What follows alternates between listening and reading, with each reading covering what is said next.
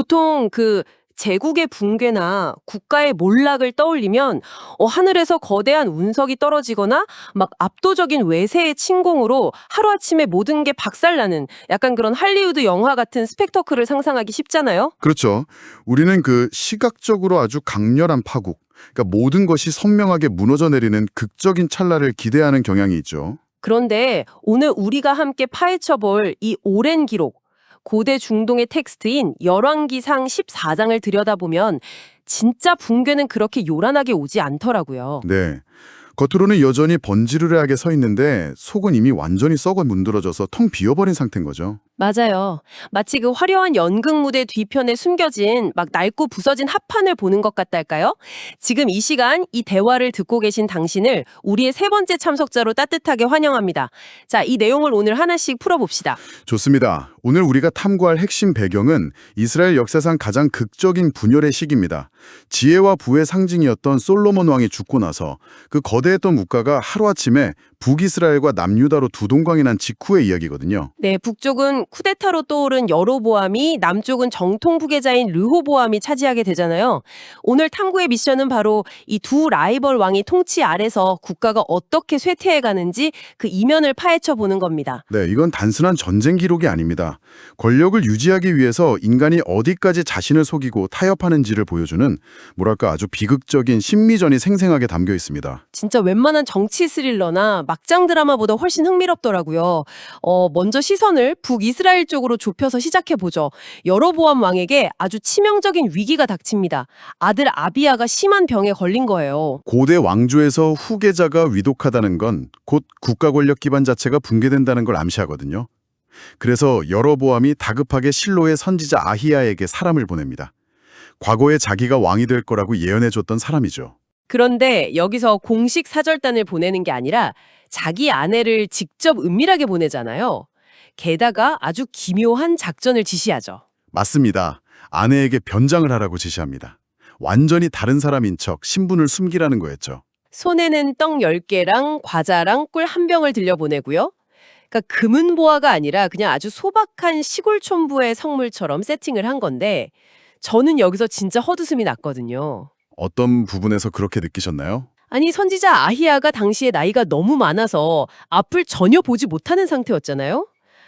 앞이 안 보이는 사람을 속이겠다고 굳이 옷을 갈아입히고 시각적 변장을 시킨다는 게 이게 너무 코미디 아닙니까? 하하, 그렇죠. 모순적인 상황이죠. 이거는 마치 CCTV를 피하겠다고 가짜 코수염을 붙이고 있는 꼴이잖아요. 대체 왜 자기가 직접 가지도 못하고 아내를 그렇게 우스꽝스럽게 변장까지 시켜서 보낸 걸까요? 여기서 정말 흥미로운 점은 여로보암이 두려워했던 게 선지자의 물리적인 시선이 아니었다는 겁니다. 여로보암이 왕위에 오르자마자 백성들이 남쪽으로 예배하러 가는 걸 막으려고 단과 베델에 금송아지 우상을 세웠잖아요. 아, 맞아요. 종교를 자기 권력 유지용으로 이용한 거죠. 정확합니다. 이건 철저히 계산된 정치적 통제 수단이었습니다. 자기를 왕으로 세워준 신의 명령을 정면으로 위반했으니까 그 대언자인 아히야 앞에 도저히 떳떳하게 나설 수가 없었던 영적 불안감이 컸던 거죠. 아, 그러니까 깊은 양심의 가책 때문에 평범한 아줌마로 위장시켜서 우리 아이가 어떻게 될까요 하고 살짝 운명만 떠보고 오려는 얄팍한 속셈이었네요. 그렇죠. 하지만 이 텍스트는 여기서 너무나 서늘한 대조를 보여줍니다. 육체적으로는 눈이 멀었지만 진실을 꿰뚫어보는 선지자와 두 눈을 시퍼렇게 뜨고도 자신의 파멸을 보지 못하는 영적 맹인 여로보암의 대조 말입니다. 와, 육체적 맹인과 영적 맹인의 대결이네요. 신이 미리 아히야에게 왕비가 올 거라고 어떻게 대답할지 다 알려주잖아요. 네, 아히야는 발소리를 듣자마자 바로 꿰뚫어봅니다. 여로보암의 처여, 들어오라. 네가 어찌하여 다른 사람인 채 하느뇨? 라고 일갈하죠. 변장은 철저히 실패로 돌아갑니다. 정체가 들통난 순간 얼마나 등골이 서늘했을까요? 그리고 이어지는 아히야의 예언이 진짜 너무 충격적이고 끔찍하더라고요.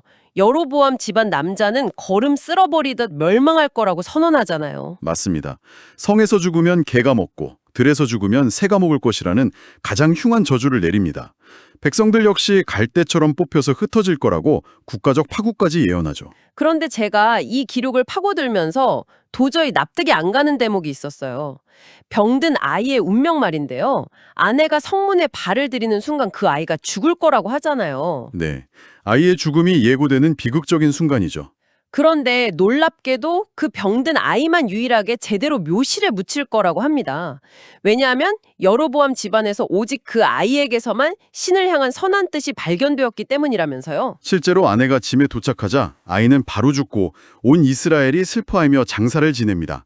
여로보암은 결국 22년을 통치하다 죽고요. 잠깐만요. 아무리 그래도 그렇지 어떻게 아이가 일찍 죽는 게 보상이나 자비가 될 수 있죠? 저 같은 현대인의 관점에서는 생명을 빼앗는 건데 이게 어떻게 선한 뜻을 가진 자에 대한 자비인지 너무 이해하기 힘든 전개거든요. 현대적인 시각, 특히 생명 연장이 축복이라는 관점에서는 당연히 잔인하고 부당해 보일 수 있습니다.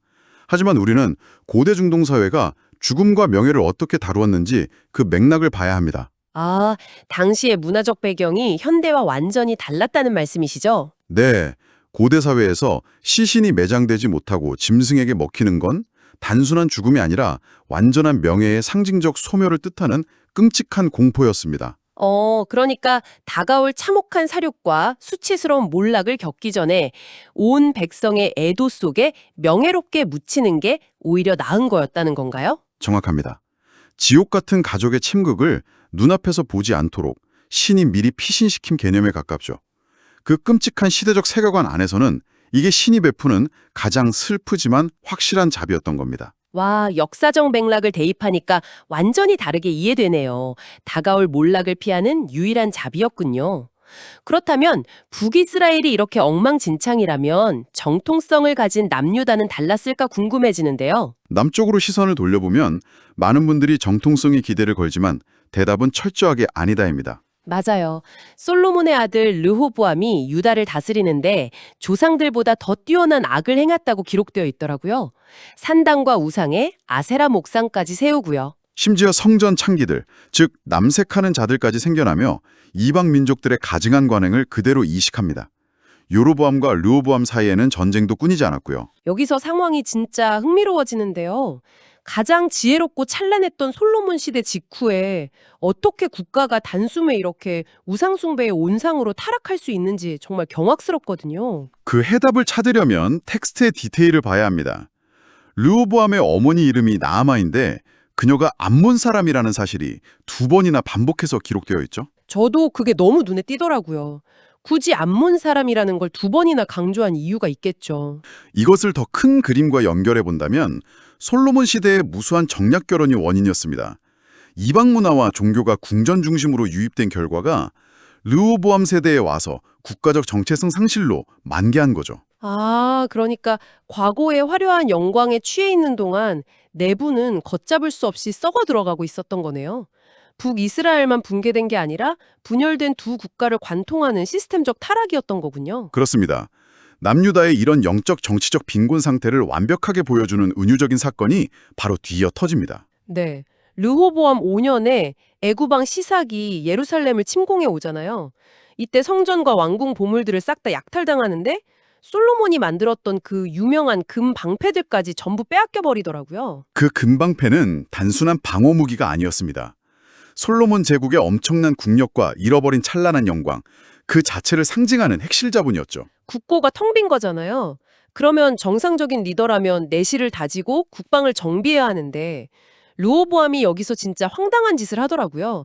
빼앗긴 금 대신에 노방패를 만듭니다. 네, 그리고 그걸 경호대장에게 맡겨서 왕이 성전에 들어갈 때마다 들고 행진하게 하죠. 의식이 끝나면 다시 반납하고요. 이건 마치 회사가 카산해서 스포츠카 압류당했는데 남들 시선이 두려워가지고 값싼 모조품 차 타고 다니면서 겉모습만 유지하려는 거랑 똑같잖아요. 굳이 이 총극을 왜 벌인 걸까요? 이 대목에서 중요한 질문이 떠오르는데요. 과연 그 노방패가 실질적인 방어 가치가 있었을까요? 현대의 거시경제로 대입하자면 금준비금이 고갈됐는데도 명목화폐를 찍어내며 억지를 부리는 것과 비슷합니다. 아, 실질적인 가치는 다 잃어버렸으면서 그냥 왕의 권위를 과시하기 위한 의식으로만 흉내내고 있는 거군요. 잃어버린 영광을 위장하려는 권력의 병적인 집착이네요. 맞습니다. 가장 비극적인 건 그 방패를 드는 사람도 왕도 심지어 백성들도 그게 금이 아니라 노시라는 걸 다 알고 있었다는 겁니다. 모두가 알면서도 침묵 속에 동조하는 거대한 위장극이죠. 와, 겉은 번지르르하게 포장하지만 속은 텅 비어버린 껍데기. 이것이야말로 남유다의 몰락을 완벽하게 보여주는 증거네요. 결국 진실의 거대한 공백을 가짜로 채우려는 초라한 몸부림이었습니다. 이제 오늘 내용을 요약해 볼까요? 진실을 가리기 위해 변장했던 북이스라엘 여로보암의 아내와 잃어버린 금을 노수로 위장하려 했던 남쪽의 르호보암. 두 국가 모두 본질을 잃어버린 채 허상과 모조품으로 권력을 지탱하려 했던 리더들의 비극적 결말을 보여주네요. 아주 예리한 정리입니다. 두 리더 모두 진실을 은폐하려 했지만 결과적으로 자신들을 구원하지 못했죠. 자, 그래서 지금 이 이야기를 듣고 계신 당신, 이 모든 것이 당신에게 어떤 의미가 있을까요? 수천 년 전의 텍스트지만 오늘날에도 화려한 거칠이에 집착하다가 내면의 가장 중요한 진짜 금을 잃어버리는 일들이 너무 많잖아요? 맞습니다. 기업이든 정치든 심지어 우리 개인의 삶에서도 이런 방어 기제는 아주 은밀하게 작동하고 있죠. 그렇다면 지금 당신의 삶이나 우리 사회를 한번 조용히 돌아보시죠. 우리는 지금 무엇이 진짜 가치 있는 금인지 잊어버린 채 남들에게 보여주기 위해서 끊임없이 가짜 노방패를 광내며 살아가고 있지는 않습니까? 깊이 생각해 볼 만한 질문이네요. 만약 당신이 들고 있는 그 노방패마저 어느 날 빼앗긴다면 아무런 거칠애 없이 당신에게 남는 진짜 모습은 과연 무엇일까요?